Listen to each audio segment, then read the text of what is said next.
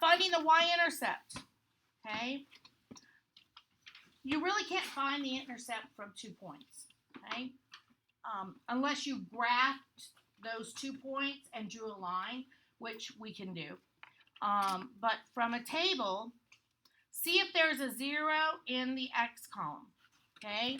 The reason that you see if there's a 0, lots of times they're really nice in the table, and there's a 0 there, and you're like, woohoo, all right, okay? Because anytime you cross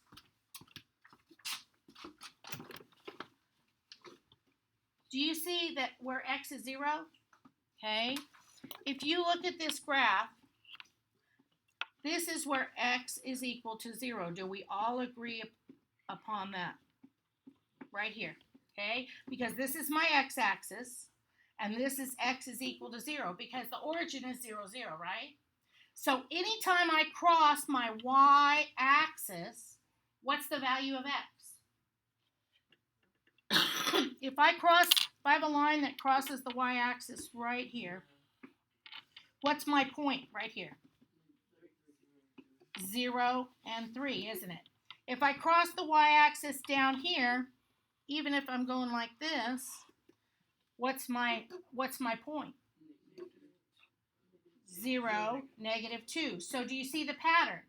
Your y-intercept is always where x is equal to 0. Does that make sense now? Okay. So if you have a table and they want to know what the y-intercept is, it's where x is equal to 0. Pretty simple, isn't it? If it's there. Okay. So see if there is a 0 in the x column. If not, we'll have to use a pattern, and I'll show you how to do that. Identify the y value to the right of the 0. This is known as the 0 term. And so here, my y-intercept, which is my b, is equal to 6. Okay?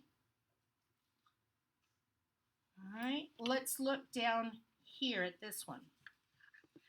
Find the y-intercept. I don't have a 0, do I? But I have a pattern. This is going down by how many? My x's are going down here by how many? 1. Can I go down one more and I would be at what? 0. Okay. So while your x values are decreasing by 1, what are your y values decreasing by? 2's. So I can count backwards from 10, 2, and what do I get? 8. So my y-intercept is 8. Now, sometimes they're not as pretty as that, and you have to do halves, you have to do, and we'll get more involved in that. But that's the idea. You just count, you have to count by whatever the pattern is in the table. Sometimes they're missing some. I'll show you how to deal with that. I don't think you have any on your work that you need to deal with that. But we will get there. But here you just count back and you find out where x is 0 and you've got your y-intercept is 8. Okay? What's your y-intercept here? -2. So b is equal to -2. It's right there. Okay? A lot of times students choose where it crosses x. Remember, it's what the y value is. All right? And here, what's your y-intercept? So b is -6. What's your slope? M is equal to 1/4. Okay? All right. That's all I've got now.